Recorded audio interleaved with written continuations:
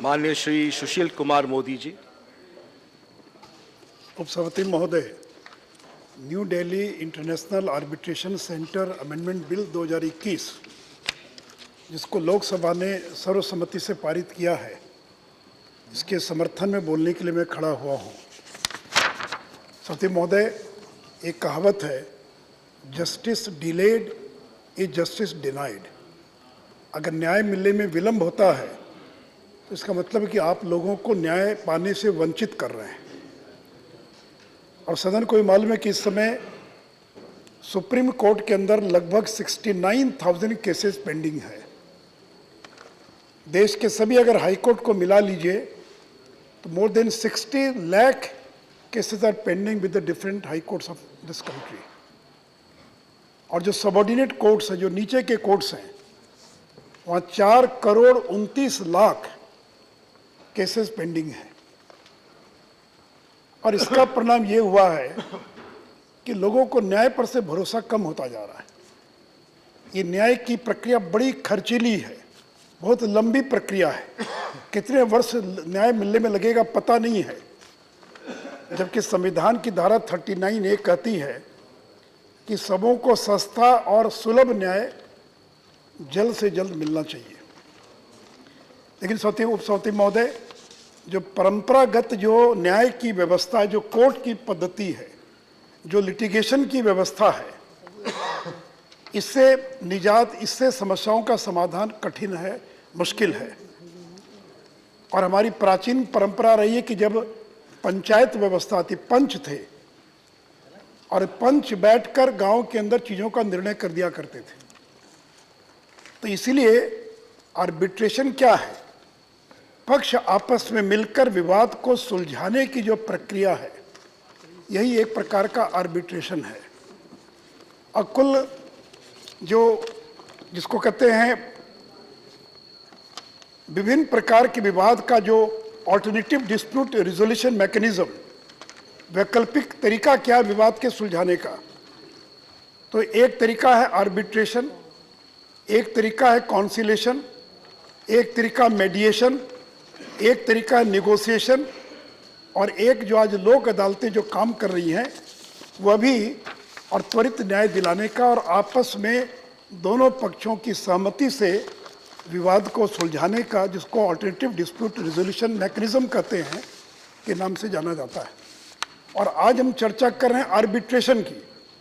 यद्यपि ये सुनने में ये सारे शब्द एक जैसे लगते हैं, कॉन्सिलेशन, मेडिएशन, आर्बिट्रेशन, लेकिन सबों में अंतर है कानून की भाषा में।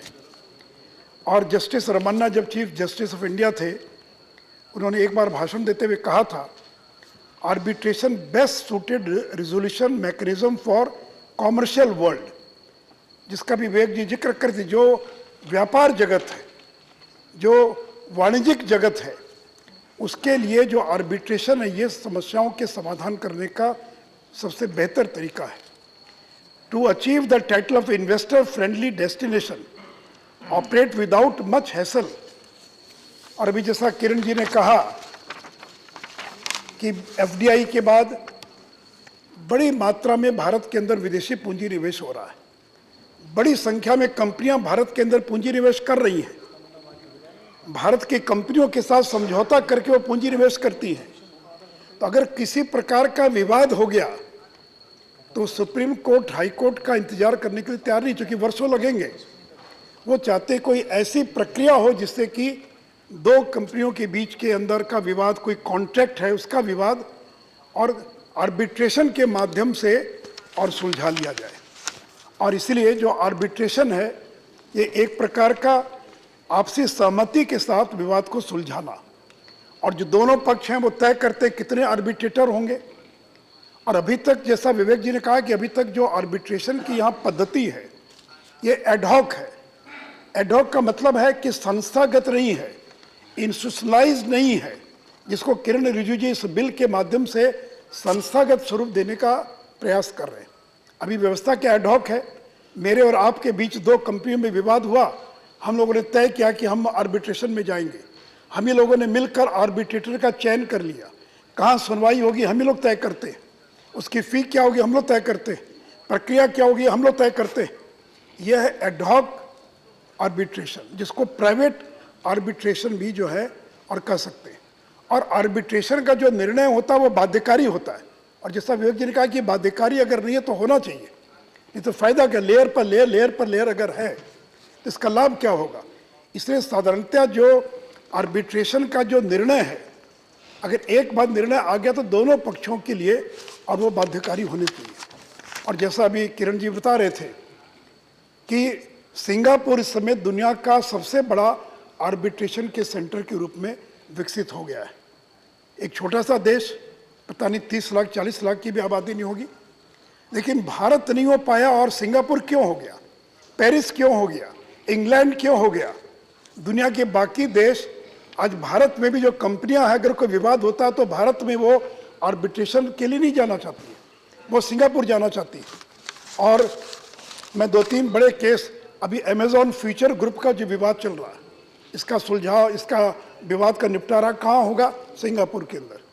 उसी प्रकार टाटा सन्स और डोकोमा नाम की कंपनी के बीच में जो शेयर एग्जिट के अरेंजमेंट को लेकर जो विवाद था, उसका कहाँ समाधान कहाँ हो रहा है, तो सिंगापुर के अंदर। डाइची कंपनी का अगर सिंह ब्रदर्स के साथ अगर कॉन्ट्रैक्ट का विवाद था तो कहाँ उसका समाधान हो रहा है, तो सिंगापुर के अंदर।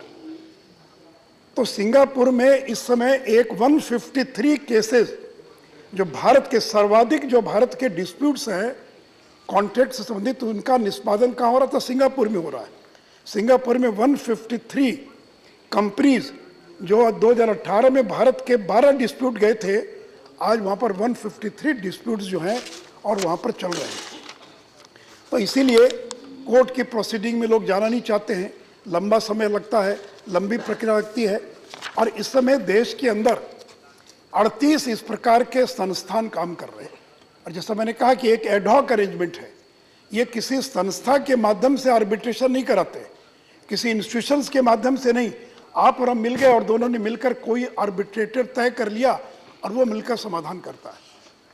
भारत सरकार जो बिल लाई है उसमें नाम बदलने के साथ साथ कि भारत में एक स्वतंत्र, निष्पक्ष, स्वायत्तशासी हम एक आर्बिट्रेशन के संस्था का निर्माण करें, जिसमें उसी प्रकार की क्षमता हो जो क्षमता इंग्लैंड या जेनेवा या सिंगापुर के आर्बिट्रेशन सेंटर के अंदर जो क्षमता, उसी प्रकार की क्षमता उसके अंदर हो। और इस समय देश के अंदर 38 सेंटर्स काम कर रहे हैं अलग अलग, एक पालकीवाला के नाम पर है, हर राज्य में कोई न कोई आर्बिट्रेशन सेंटर काम कर रहा है। लेकिन ये सरकारी नहीं है, ये स्वतंत्र रूप से लोग काम कर रहे हैं। और मैं महाराष्ट्र की सरकार को धन्यवाद देना चाहूँगा कि महाराष्ट्र सरकार की पहल पर पिछले दिनों मुंबई में और एक आर्बिट्रेशन का सेंटर प्रारंभ हुआ।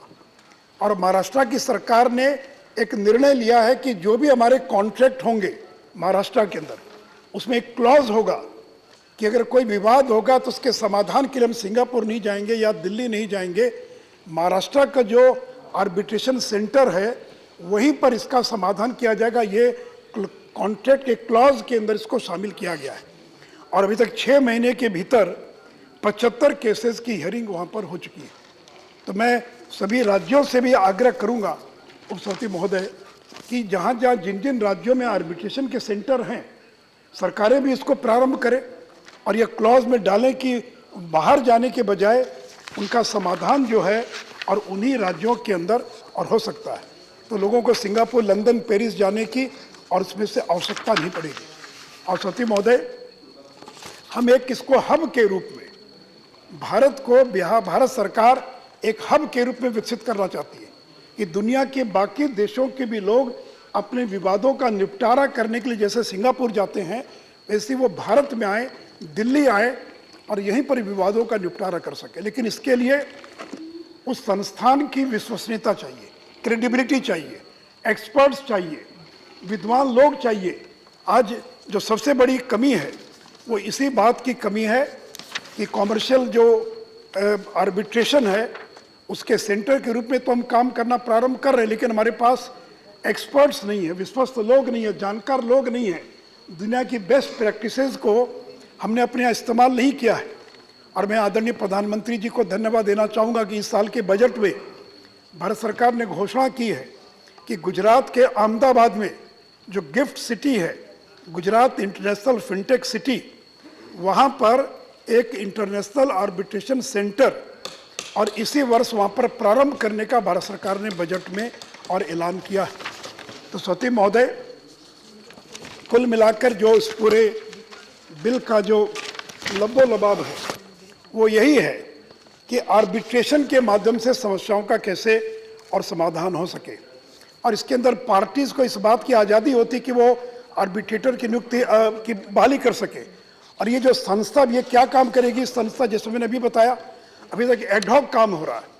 अब जब ये संस्थागत स्वरूप मिल जाएगा तो लोग जाएंगे उस इंस्टीट्यूशन के पास, जिसका नाम लिया अभी दिल्ली की जो नाम परिवर्तित किया गया, लोग उस संस्था के पास जाएंगे, वो आर्बिट्रेटर बहाल करेगी, वो उसको देखेगी कि वो आर्बिट्रेशन का काम ठीक से चल रहा है कि नहीं चल रहा, वो फी निर्धारित करेगी, वो अवार्ड, जितने अवार्ड होंगे हिंदुस्तान के अंदर अलग अलग संस्थाओं के द्वारा, उसके वो रिपोजिटरी के रूप में जो है और वो काम करेगी। तो ये जो आज एडहॉक काम कर रहा है, इसके बजाय एक संस्थागत रूप, ताकि दुनिया भर के लोग जो हैं और अपनी समस्याओं का निष्पादन करने के लिए और भारत आ सके। और आज जो विदेशी कंपनियां हैं जो वो फॉरेन को ही प्रीफर करती है, जैसे मैंने कहा कि भारत की कंपनियां तो कर ही रही हैं, लेकिन फॉरेन की कंपनियां भी भारत में आ सके, ये बहुत आवश्यक है सती महोदय। और इसलिए इस बिल के द्वारा एक तो नाम परिवर्तन किया गया, वो छोटा सा संशोधन है कि न्यू दिल्ली के बजाय, नहीं तो लोग समझेंगे कि न्यू दिल्ली में तो पहले से भी एक आर्बिट्रेशन का सेंटर है, एक नया सेंटर ये न्यू दिल्ली के लिए केवल इसलिए इसका नाम बदल कर इसको किया गया, इसका नाम बदला जा रहा है। और सती महोदय, जैसा मैंने शुरू में कहा कि करोड़ों की संख्या में कोर्ट में केसेस पेंडिंग है, इसका जल्द से जल्द निष्पादन कैसे हो। यहाँ बहुत सारे विद्वान अधिवक्ता बैठे हुए हैं, महाधिवक्ता श्री के साथ लोग बैठे हुए हैं। एक बात मैं किरण जी को, माननीय मंत्री जी को मैं सुझाव देना चाहूँगा, वह है कोर्ट के, हाई कोर्ट और सुप्रीम कोर्ट में उपसभापति महोदय, हिंदुस्तान में कहीं भी वकेशन का कोई प्रावधान नहीं है। अगर कोई आदमी काम करता है उसको साल में 50 छुट्टी मिलेगी, 60 छुट्टी मिलेगी, जितनी छुट्टी अर्न लीव, पेड जो भी लीव है। लेकिन ऐसा नहीं होता कि सचिवालय 1.5 महीने के लिए बंद कर दिया गया, कोई ऑफिस को महीनों बंद कर दिया गया। लेकिन भारत के अंदर हमने एक ऐसी पद्धति को स्वीकार कर लिया कि सुप्रीम कोर्ट 1.5 महीना गर्मियों के अंदर बंद रहेगा, जाड़े के अंदर 20 दिन बंद रहेगा। आज अगर देश के अंदर सारी संस्थाएं, सारी ऑफिसेज अगर 365 दिन काम करती है, और अगर किसी को छुट्टी चाहिए तो एक आदमी छुट्टी पर जाएगा, दूसरा काम करेगा, दूसरा छुट्टी पर जाएगा, तीसरा काम करेगा। कोई कह सकता है कि वकेशन जज काम करते हैं, लेकिन वकेशन बेंच में कितना काम होता है ये हम सब लोग जानते हैं। और ये सौती महोदय, ये ब्रिटिश परंपरा है। और आदरणीय प्रधानमंत्री जी ने कहा है कि जो विदेशी जो जड़ें हैं, विदेशी हमारे संस्थाओं में, हमारी चीज़ों के अंदर, उसको हम धीरे धीरे समाप्त करेंगे। और ये परंपरा क्यों प्रारंभ हुई, उपसभापति महोदय, मैं 2 मिनट संक्षेप में बताना चाहूँगा। आज़ादी के पहले उस जमाने में जज होते थे अंग्रेज, उनको यहाँ की गर्मी बर्दाश्त नहीं होती थी, तो यहाँ से, और हवाई जहाज चलता नहीं था, तो पानी के जहाज से 1 महीना लगता था, पानी के जहाज से इंग्लैंड जाने में 1 महीना जाने में, 1 महीना आने में, और फिर 1 महीना वहाँ छुट्टी बिताने में। तो ये जो परंपरा प्रारंभ हुई स्कूलों में, खास करके स्कूलों में और कोर्ट के अंदर, ये ब्रिटिश परंपरा का कि ये जड़ें वहाँ पर हैं। और आज स्कूलों में वकेशन होता है, लेकिन अब टीचर्स के लिए वकेशन नहीं है, तो बच्चों की बात तो समझ में आ सकती है। और एक और आश्चर्य की बात है कि सबऑर्डिनेट कोर्ट्स में किसी प्रकार का वकेशन नहीं है, लेकिन सुप्रीम कोर्ट और हाई कोर्ट्स के अंदर इस प्रकार का वकेशन है। जस्टिस लोधा ने 2014 में कहा था, चीफ जस्टिस थे, कि उन्होंने कहा sought to eliminate this vacation. और जस्टिस चंद्रचूड़ जब हाई कोर्ट में थे, इलाहाबाद हाई कोर्ट के अंदर जो जज थे या शायद चीफ जस्टिस थे, उस समय उन्होंने निर्णय लिया कि वो छुट्टी पर नहीं जाएंगे, वो वकेशन में नहीं जाएंगे।